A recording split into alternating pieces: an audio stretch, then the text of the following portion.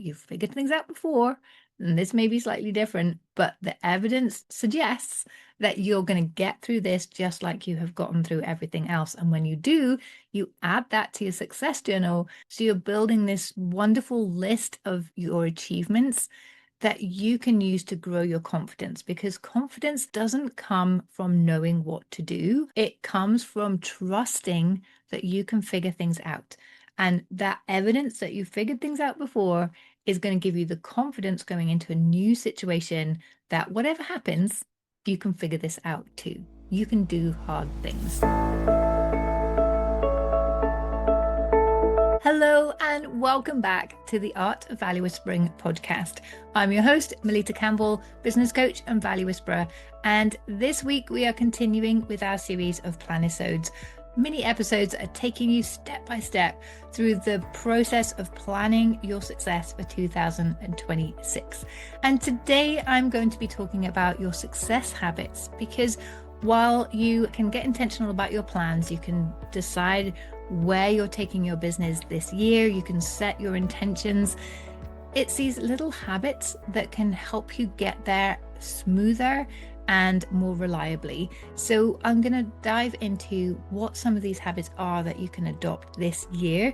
But I just want to remind you before we dive into that to get your Planisodes toolkit at melittacampbell.com/planisodes to accompany you in setting out your plans for 2026. It's a comprehensive spreadsheet with a tab for each of the planisodes, each of the steps in this process, so that you can monitor, tweak, adjust as you go. So this isn't a document that you're going to fill out and file away. It's something that's going to help you throughout the year to stay on track and to increase your chances of achieving everything that you want for yourself and your business in 2026.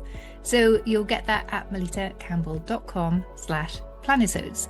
And within that, there's also a link to the first chapter of my brand new book, which is coming out in the next couple of weeks, Value Whispering, which will give you more insight as to how all of these plans can come together to support your messaging and marketing and business growth this year too.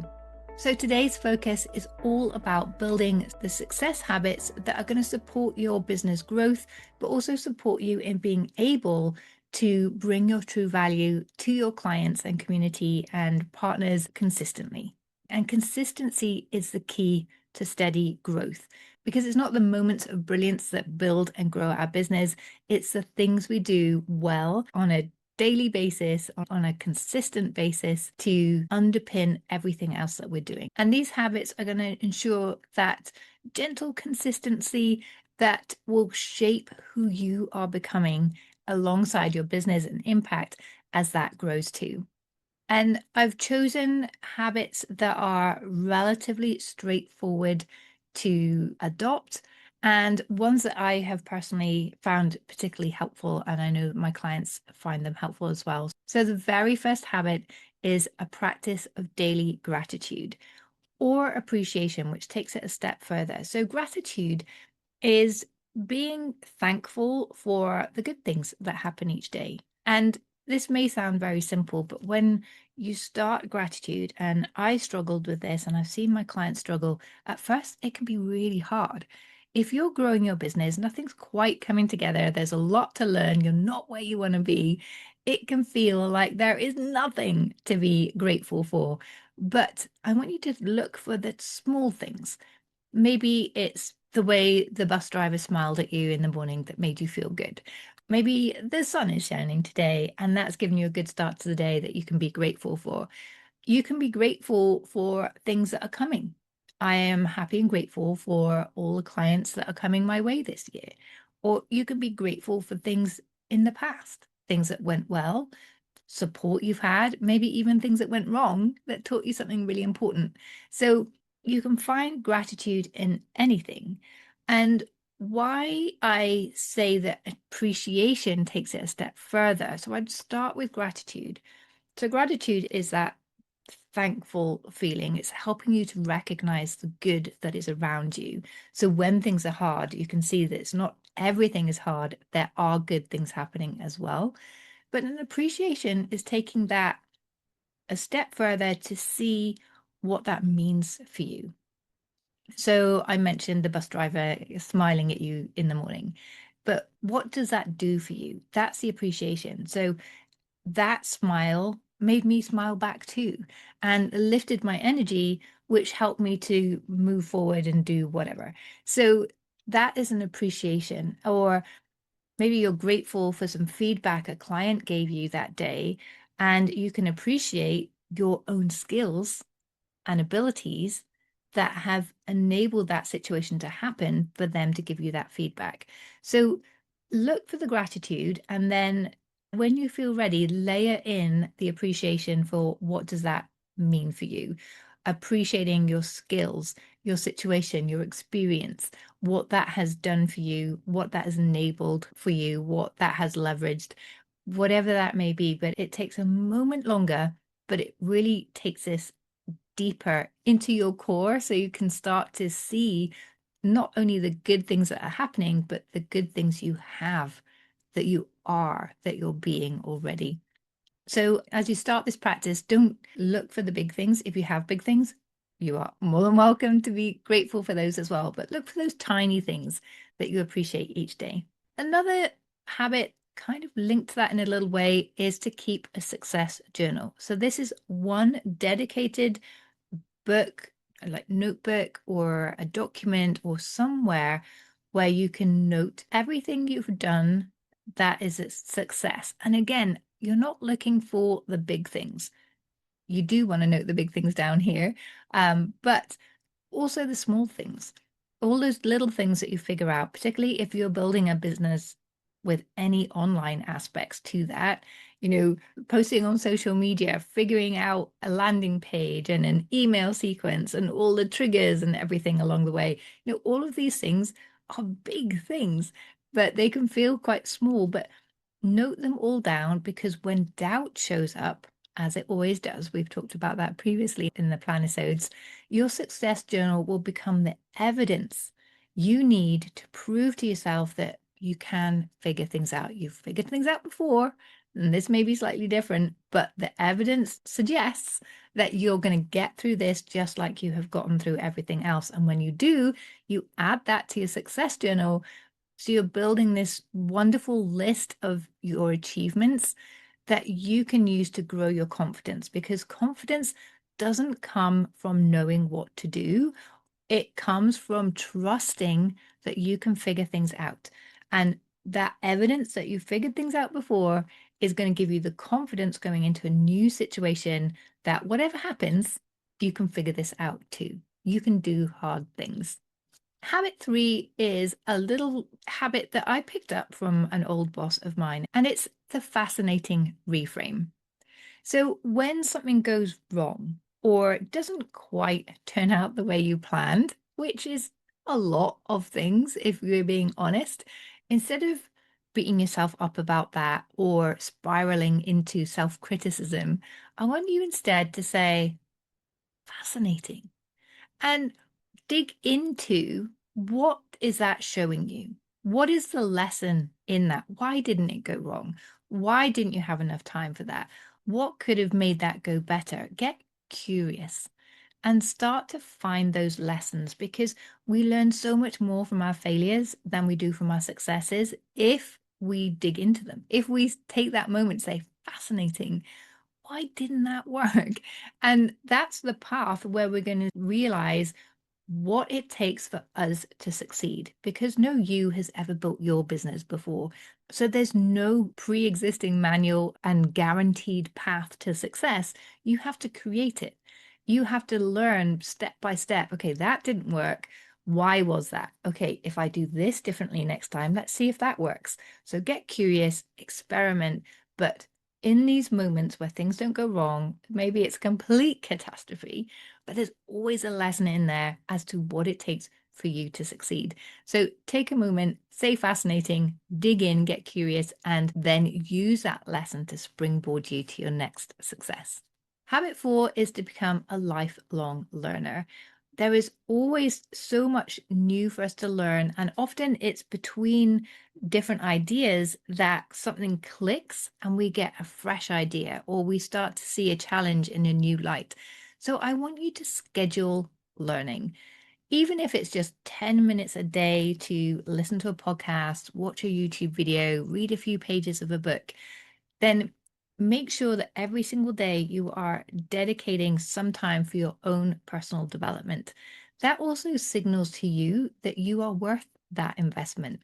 And it's deeply satisfying when you're learning more, you're deepening your knowledge, and then you can bring that to your clients as well. So even just 10 minutes a day of reading, listening, reflecting can compound into extraordinary clarity and sometimes even a new innovation, a new way forward that you might not have seen otherwise. Habit 5 is to nurture your network.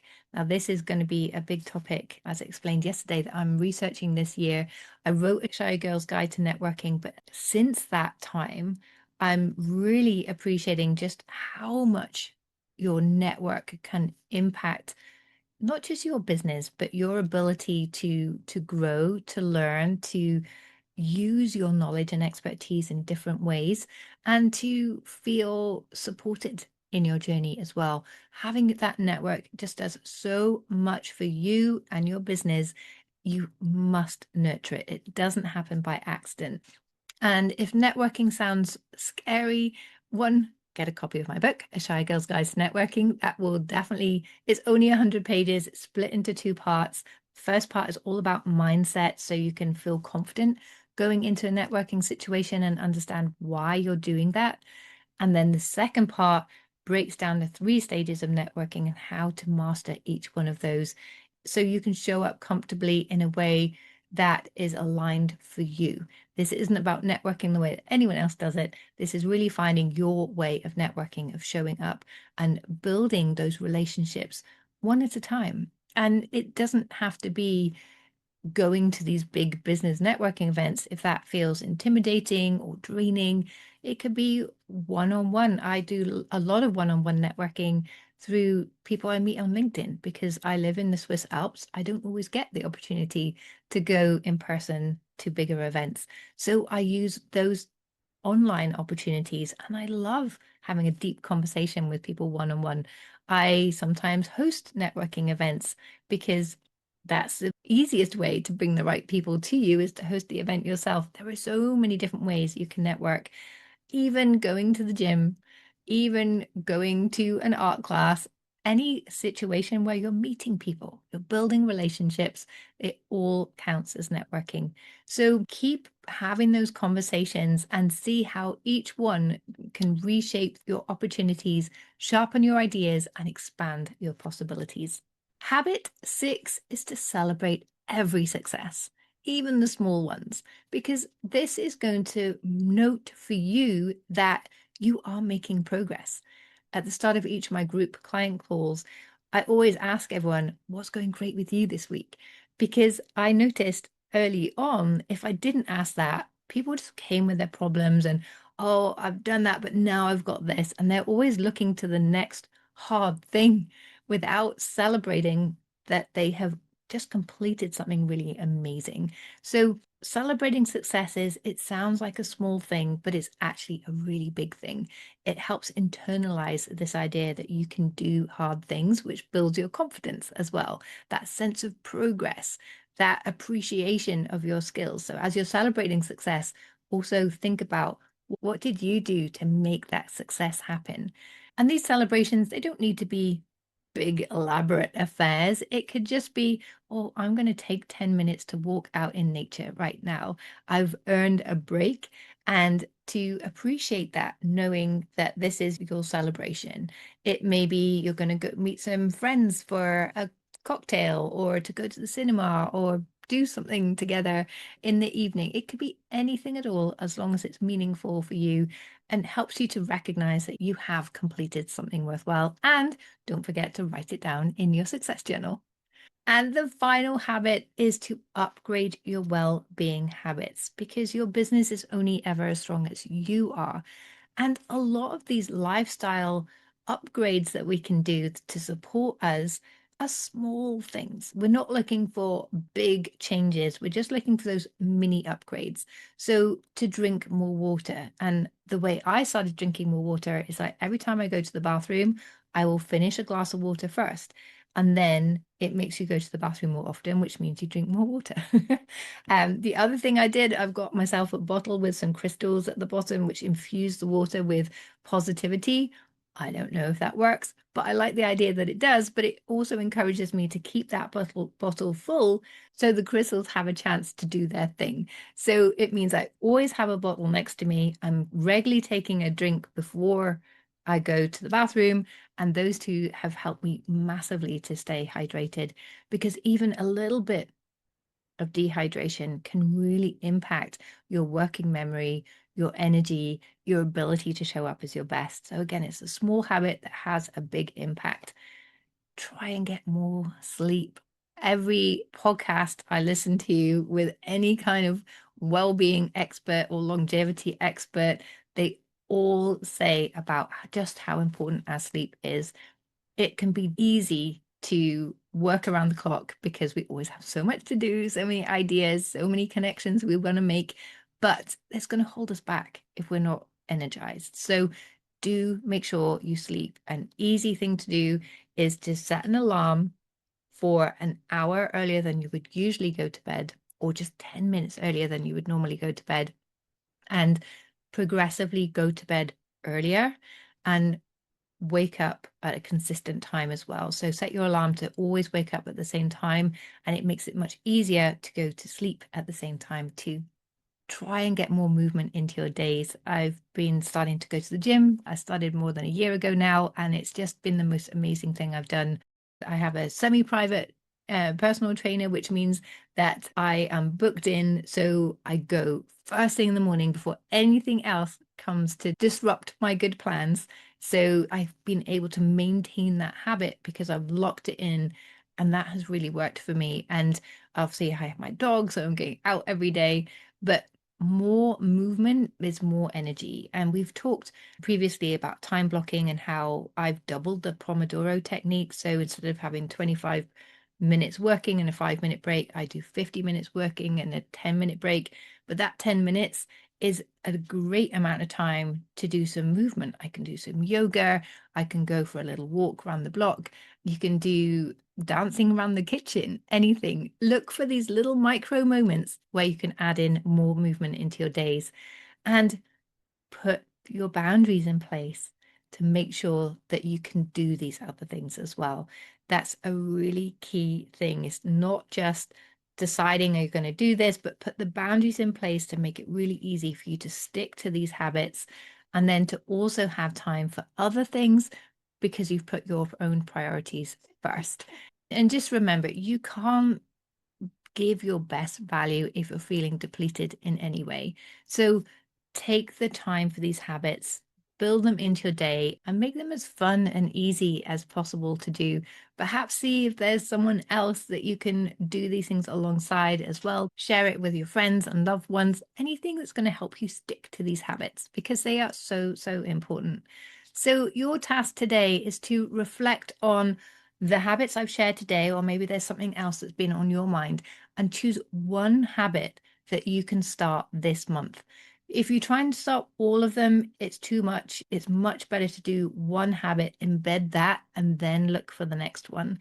Or stack habits together. So maybe you're getting more movement, you're going out for a walk while listening to a podcast. So you're doing your personal development. You can definitely stack habits together, but think about what is going to work for you, what you feel most excited to try, what you feel for you. Often we know in the back of our mind there's something that's been lurking there that this would be a good habit for us to start.